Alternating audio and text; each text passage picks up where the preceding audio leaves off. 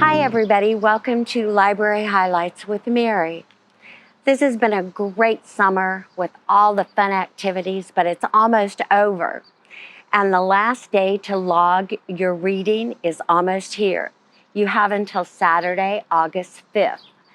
This summer, we've also recorded the Get to Know Your City series.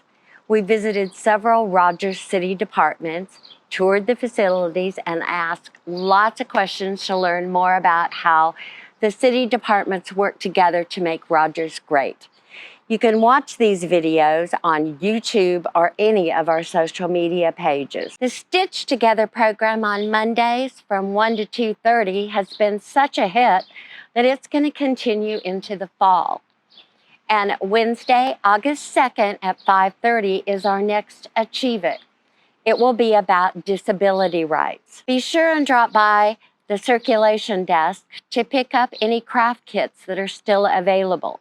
Hope you've enjoyed those this summer. You can always review the how-to videos on YouTube. The Teen Department DIY Monday for July 31st will be sand art. And on August 7th, you'll be making dog beds and toys. These programs are from 6 until 8. Teen Tabletop Adventures League is Wednesday, August 9th, noon to 4.